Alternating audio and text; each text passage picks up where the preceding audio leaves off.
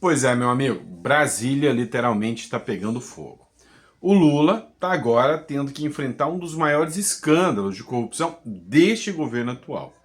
Do Brasil não podemos dizer que ele já bateu esse recorde lá na época do mensalão, do petrolão, mas desse governo agora, o maior escândalo de corrupção, que pode ser equiparado sim aos escândalos da Lava Jato, com mais de 6 bilhões, já está a todo vapor, inclusive com investigações em andamento que envolvem o irmão do Lula, segundo as matérias que estão sendo veiculadas. Ao passo que o Bolsonaro foi intimado dentro de uma UTI, isso está dando uma repercussão internacional, queimando ainda mais a imagem do Supremo Tribunal Federal. Índios permanecem presos. Você lembra do Cacique Sererê? Pois é, hoje uma matéria da Revista Oeste tratou do caso do Cacique Sererê. E por coincidência, no mesmo dia de uma matéria em que a Marina Silva foi convocada para explicar sobre a tentativa de invasão dos indígenas lá em Brasília, no Congresso Nacional, que aconteceu ainda esse mês. E que ninguém foi preso, mas o Cacique Sererê está preso ainda. A matéria trata especificamente disso. Teve também um momento de live de reconciliação entre Michele Bolsonaro e o Carlos Bolsonaro. Os dois tinham uma rixa, mas teve uma live, inclusive parece que houve uma reconciliação entre ambos ali, que estão bem alinhados, trocando elogios de um para o outro aí nas redes sociais, e também dois vídeos, na verdade, duas provas cabais. Uma é uma matéria do R7 que mostra que um presidente esquerdista é usuário pesado de droga e que, digo mais, fazia ali as festinhas meio insanas com a esquerda latino-americana. Aqui, ó, vizinho nosso, tá? Vizinho nosso, usuário de droga, segundo informações que os próprios ministros dele disseram. E também um outro vídeo comprometedor que está viralizando, não é aqui não, lá no Peru, para descredibilizar o Lula. Tem um vídeo circulando, junto com uma matéria de jornal, lá no Peru, que está viralizando, descendo a lenha no Lula e chamando o Lula de mentiroso por causa da Nadine, da ex-primeira-dama do Peru, que fugiu aqui para o Brasil para conseguir sua impunidade aqui no Brasil. Tudo isso a gente vai falar ainda nesse editorial. Então, meu amigo, não esquece de mandar o dedão no like aí, compartilha para o maior número de pessoas. A gente está com a meta de bater 2 milhões de seguidores, então pega esse vídeo, manda para os seus amigos e fala, olha, esse cara aqui é conservador, defende as nossas pautas, então vamos divulgar o trabalho para que a gente tenha um pouco mais de consciência e entenda um pouco mais a política brasileira e a esquerda como ela é, tá bom? Bora começar? Vamos lá. É o seguinte, vocês devem estar sabendo que nesse mês ainda, um grupo de indígenas, segundo informações oficiais da Câmara dos Deputados, 5 mil indígenas foram para Brasília para se manifestar. Eles podem manifestar. Desses 5 mil indígenas, 1.000 indígenas furaram o bloqueio policial, derrubaram as grades de proteção e partiram, inclusive com flechas na mão, partiram para a Câmara dos Deputados para tentar invadir a Câmara dos Deputados. A polícia, inclusive a Força de Segurança Nacional, que não atuou no 8 de janeiro, estava lá. Desceu o pau nos indígenas. Tocou todo mundo para correr. Beleza. O que aconteceu? Alguém foi preso? Pegou 17 anos de cadeia? Alguém ficou tentando descobrir quem era o mandante que organizou esse tanto de ônibus para mandar 5 mil indígenas para lá? Não. A AGU pediu que a Procuradoria-Geral da República investigue a polícia do Distrito Federal porque ela foi truculenta demais com os indígenas. É isso. Só que a Marina Silva participou de um evento organizando as manifestações dos indígenas. E aí, matéria do Poder 360 aqui para que vocês possam aí ver a beleza da ministra do Lula, Marina Silva. Marina Silva é convocada para explicar sua participação em ato indígena. A Comissão de Agricultura, Pecuária e Abastecimento e Desenvolvimento Rural aprovou nesta quarta-feira um requerimento de convocação da ministra do Meio Ambiente e Mudança do Clima, Marina Silva. O colegiado quer saber se houve apoio ou não de Marina para os atos indígenas em Brasília em 10 de abril.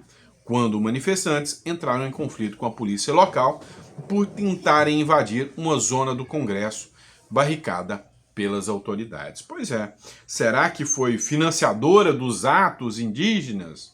Os atos antidemocráticos indígenas? E por falar em atos antidemocráticos indígenas, lembra dele? O cacique Sererê? Pois é, Sererê completa 4 meses em prisão preventiva. Voltou para a cadeia, está em preventiva de novo. A defesa do cacique Sererê Chavante acionou o Supremo Tribunal Federal nessa quarta-feira para pedir a prisão domiciliar ao indígena. Ele está em uma cadeia em Foz do Iguaçu desde dezembro de 2024. No ano passado, o indígena foi preso na fronteira entre o Brasil e a Argentina. Por isso, a família dele voltou para Aragarças, que fica em Goiás, né? Onde morava antes de tentar a vida no país vizinho. Ou seja, o cacique Sererê responde por processo, né? Em função dos atos do 8 de janeiro, inclusive, e por causa desse processo, ele temia ser condenado ou indiciado, ele tentou fugir para a Argentina. E aí, a partir disso, o ministro Alexandre de Moraes determinou a prisão do cacique Sererê e já está há 4 meses em prisão, né, preventiva. Vamos lá, pessoal. Matéria publicada, isso aqui que vocês estão vendo, né, é o Congresso Nacional. Isso aqui tem uma simbologia de hipocrisia tão grande que vocês não têm noção. Dia do Holocausto lembra os mais de 6 milhões de judeus mortos.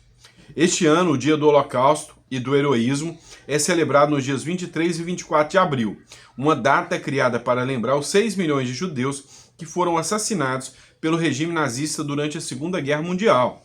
A data também serve para exaltar a coragem daqueles que resistiram bravamente nos guetos, campos de concentração e cidades ocupadas. Por que eu falo que é uma hipocrisia sem tamanho o Congresso, né, ficar pagando de defensor?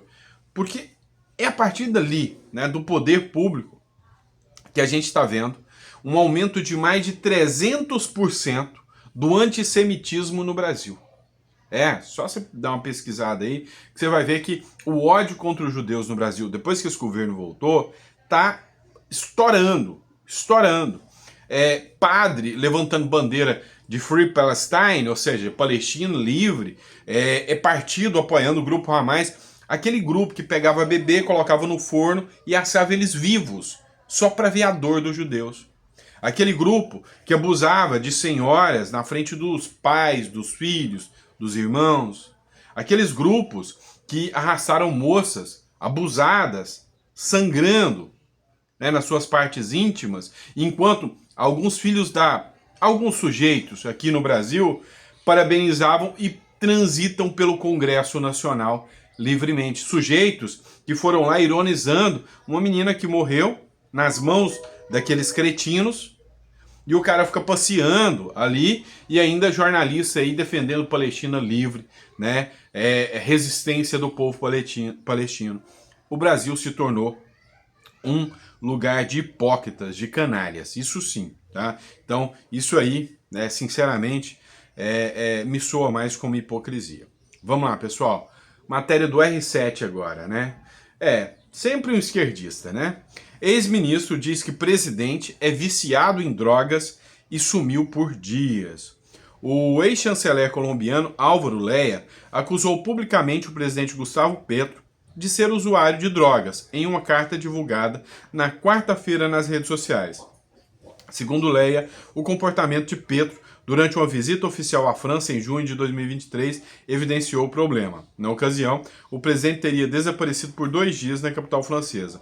Foi em Paris que pude confirmar que você tinha um problema de dependência química, escreveu Leia, que entregou a carta de 4 páginas ao gabinete da presidência antes de torná-la pública.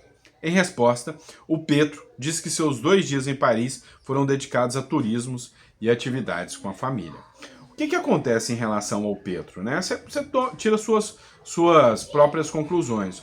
O Gustavo Petro foi aquele que falou que cocaína é a mesma coisa que uísque. Só que a cocaína, por ser produzida aqui na América do Sul, ela não pode ser comercializada. Ele que defende abertamente a comercialização, né, de entorpecentes. Ele é um cara, assim, polêmico demais e muito conhecido. Algumas fotos, alguns vídeos dele gravando com um tom meio desconexo e com os olhos absolutamente vermelhos. Isso aí já viralizou muitas vezes, né, nas redes sociais. E aí? Você tira suas próprias conclusões, tá bom? Mas vamos lá. Falando em vídeo comprometedor, o governo Lula, ele deu asilo para ex-primeira-dama lá do Peru, tá? Do Peru. Ela participou de um escândalo de corrupção do caso Odebrecht. O Odebrecht, aqui do Brasil mesmo. O que acontece? Para financiar a campanha do Petro, e aí tem uma matéria da Bela Megali muito bem feita, lá na Globo, que vocês podem acompanhar. Ela, né, a Bela Megali diz que tanto o esposo como a Nadine, né, o ex-presidente do Peru e a ex-primeira-dama, recebiam dinheiro direto, né, através do Vacari, direto, de propinas aqui da Odebrecht, que saíam do Brasil, eram entregues para ela. Ele, que era um candidato de esquerda, foi escolhido por Lula. Lula mandou o dinheiro, Lula mandou um marqueteiro para ajudá-lo, e após o apoio do Lula, ele conseguiu virar as eleições e se tornou o presidente eleito. E dali, os escândalos de corrupção vieram, a autorização vinha do Palocci, com a anuência e o conhecimento do Lula, para que a propina chegasse até eles. Isso aqui está tudo documentado, inclusive nos processos no Peru, para que chegasse até eles, para que eles pudessem, né, pegar o dinheiro da propina lá para campanhas eleitorais, né, para manter a esquerda no poder. O Peru investigou, tem provas cabais e condenou ela. E não é por crime político, é por crime comum, por corrupção. Aquilo que a Lava Jato fez aqui foi desmontado. O Brasil virou um antro de corrupção, né? Um antro de impunidade. O que aconteceu, pessoal? Só para a gente entender. O Lula deu asilo político, pegou o seu dinheiro, o meu dinheiro, um avião da FAB, mandou o avião da FAB ir lá na embaixada brasileira, que ela estava escondida, lá no Peru, colocou ela dentro de um jatinho particular, de um avião da FAB, trouxe de volta, gastando milhares de reais com isso, para colocar ela aqui em impunidade. E ela está morando numa mansão em Brasília, não se sabe de onde veio esse dinheiro da mansão, de quem é da mansão, e maiores informações não foram dadas. A justiça do Peru está detonando o governo Lula por causa disso, falando que o Lula é conivente com corrupção. Um dos jornais de prestígio do Peru, né, fez uma matéria chamando Entre Corruptos se Ajudam, para você ter noção. E aí, o chanceler brasileiro, Mauro Vieira, ele fez uma publicação. E nessa publicação ele disse que era uma questão humanitária, que a Nadine, a ex-primeira-dama do Peru, estava com problemas de coluna, então é por isso que ela teve que ter o asilo aqui, porque ela não teria um tratamento digno lá no Peru, né? E eles estão tentando argumentar que era uma perseguição política. O que acontece? Os internautas lá do Peru viralizaram com ela num beach tênis com problema de coluna, né? Com problema de coluna. Aí tá o vídeo dela aqui, um dia antes, né, dela ser denunciada e ela pegar o asilo e fugir para o Brasil. Tá ela aqui, ó. Vídeo desmascara mentira que deu pretexto a asilo à ex-primeira-dama do Peru. Imagens divulgadas no Peru mostram que a ex-primeira-dama, Nadine Heredia, em um clube de Lima, às vésperas de receber a proteção do seu amigo Lula, do PT, sem qualquer indício de grave lesão na coluna. A mentira foi usada para justificar um certo asilo humanitário. No vídeo do programa Panorama da Pan-Americana Television, Nadine veste short, movimenta-se normalmente e até abaixa e se mantém curvada sem o menor sinal de problema na coluna, né? Aos poucos as máscaras vão caindo, né? Aos poucos vão sendo expostas, né? Vamos lá, saiu mais uma pesquisa agora sobre a preferência eleitoral. Não é que o Lula perde para o Bolsonaro, é que ele é humilhado para o Bolsonaro se a eleição fosse hoje. Matéria da Gazeta do Povo, aqui com vocês, tá? Gazeta do Povo. Governo Lula é desaprovado por mais de 57% dos eleitores, diz pesquisa. De acordo com a pesquisa divulgada pelo Instituto Paraná, feita na quarta-feira, a gestão do presidente é desaprovada por 57,4% dos eleitores. A administração do petista foi aprovada por 39% dos entrevistados. O que não souberam ou não quiseram, somam 3,4%. Ou seja, acabou, meu amigo. Não tem mais como o governo Lula manter a imagem, né, de que é um governo para os pobres, é um governo para as pessoas mais necessitadas, né? Isso aí não cola.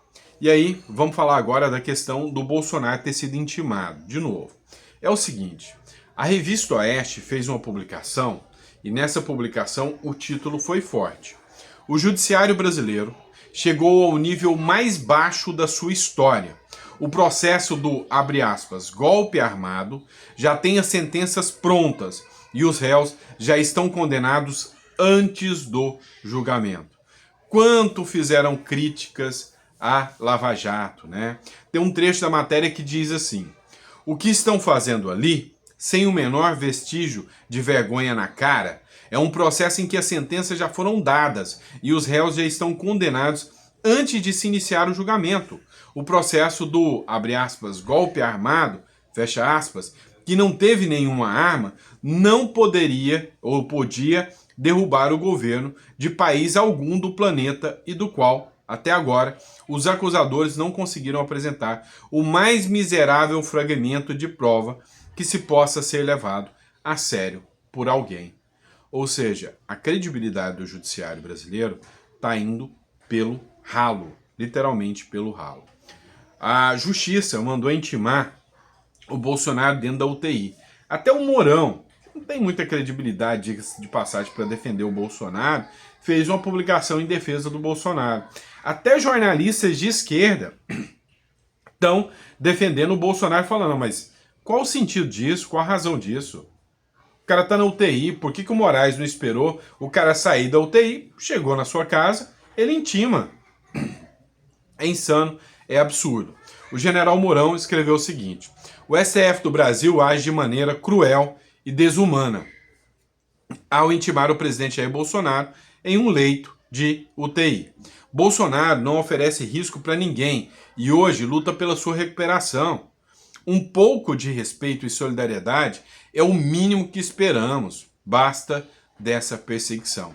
Até o Mourão, que, diga-se de passagem, o Bolsonaro não tem muito como confiar no Mourão, já está, né, defendendo o Bolsonaro nessa aqui.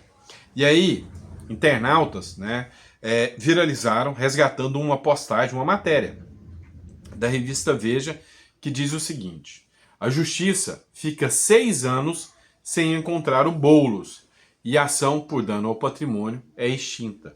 Lembra quando o Boulos invadiu a Fiesp, enquanto o Boulos foi lá e depredou os prédios públicos? Pois é, a justiça tentou intimar o Boulos para ele pagar, né, o prejuízo que ele tinha feito. Durante 6 anos não conseguiram encontrar ele, a ação foi arquivada.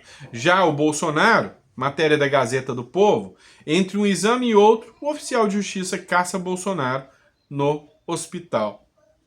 Assim, é meio patético, né, quando você vê uma cena como essa, uma situação como essa. Um advogado, o Jeffrey Chiquini, ele fez uma publicação no seu Instagram, onde ele faz a defesa aqui do Bolsonaro, dizendo, olha, é insano o que foi feito, chega a ser ilegal. Acompanha aqui comigo aqui. Gente, vejam só o tamanho desse absurdo. Bolsonaro acaba de ser citado na UTI.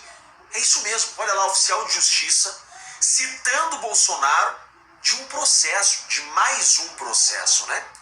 Isso, além de desumano, é também ilegal. Olhem o que diz a legislação. Artigo 244 do Código de Processo Civil. Como o Código de Processo Penal não trata desse tema, utiliza-se analogicamente o CPC. Isso é possível. Não se fará citação, salvo para evitar o perecimento do direito, de doente, enquanto grave o seu estado. Bolsonaro está doente? Está. Seu estado é grave? Sim, está na UTI. Essa citação, ela é excepcionalíssima. Diz a lei, ela poderá ser feita se houver risco de perecimento do direito. Por exemplo, risco de que o paciente fuja, risco de que não vá mais encontrar o acusado para citar, o que me parece que não é o caso. Vejam que os fatos falam por si só. Está doente e o caso é grave, senão não estaria na UTI. Mas a alegação é de que Bolsonaro participou de uma live, então ele poderia ser citado. Pera lá, essa proibição dessa citação, quando o acusado está internado, por exemplo, está em uma situação de saúde debilitada, essa citação não deve ocorrer, primeiro, dignidade da pessoa humana. Segundo ponto, e o mais importante, é para não prejudicar a ampla defesa. Como que ele vai se reunir com a sua defesa? Como que ele vai ter acesso a documentos dentro da UTI para analisar a acusação? Como que o seu advogado vai sentar do seu lado e vai tratar de forma eficaz da defesa? É por isso que não pode citar o acusado que está nessa situação. Não é só uma questão humanitária, mas é uma questão de exercício eficaz da ampla defesa. É por isso que ladrão, que traficante, que estuprador, que está em situação semelhante como essa, de um ex-presidente da República, não é citado quando está na UTI. Por quê? Porque isso viola o contraditório e a ampla defesa. Aquilo que se preserva em um Estado de Direito, que se chama devido processo legal. Essa citação é nula. Essa citação dará causa à nulidade de todo o processo que está iniciando. Obviamente, se o direito ainda existisse no Brasil. Gente, vejam só o tamanho desse absurdo. Pois é. Precisa explicar mais ou quer que desenhe? Tá claro. É uma violação ao direito do réu, né? Isso não tem, sabe, não tem o menor questionamento acerca disso, né? É absurdo, né? Os jornais estão repercutindo, até como forma também, né? De, sei lá, uma cortina de fumaça em relação ao escândalo que está estourando aí nas costas do governo Lula. Ó, matéria: ordem para intimação de Bolsonaro partiu do ministro Alexandre de Moraes. O ministro determinou que o oficial de justiça, Cristiane Aparecida Ventura, localizasse o ex-chefe do executivo, né? A ministra, a oficial de justiça, poderia ter deixado de intimar e notificado: olha, o mesmo se encontra em tratamento tal, não foi efetuada a citação por esse motivo, e devolvido ao ministro Alexandre de Moraes. Isso poderia ter acontecido, tá? Mas assim, foi uma matéria, foi amplamente divulgada aí, né? Vários parlamentares se manifestaram sobre isso e a gente vai continuar até debatendo, debruçando sobre esse assunto com vocês. Mas assim, uma coisa é clara: isso aqui nada mais foi do que uma ação do ministro Supremo no intuito de humilhar, né, de constranger o Bolsonaro. Porque nem traficante é intimado dentro de UTI. Bolsonaro foi. Então, é motivo para constrangimento do Bolsonaro. Só que, às vezes, eu entendo que o tiro está saindo pela culatra. Porque cada vez mais que ele faz isso, você vê pessoas que antes ainda defendiam o STF virando para o outro lado, né? Virando para o outro lado e falando: não, parece que o STF realmente, né, está extrapolando. Se está dentro da UTI, precisa disso, né? Pois é, mas aos poucos as máscaras vão caindo, tá bom? E é isso, pessoal. Espero que vocês tenham gostado do nosso editorial. A gente volta daqui a pouquinho, às 4 horas, tem mais um conteúdo para vocês. Vou desejar a você, nessa hora do almoço, que Deus te dê uma mesa farta, repleta de bênçãos para você, para toda a sua família, tá bom? Um grande abraço, fiquem com Deus e até o próximo editorial.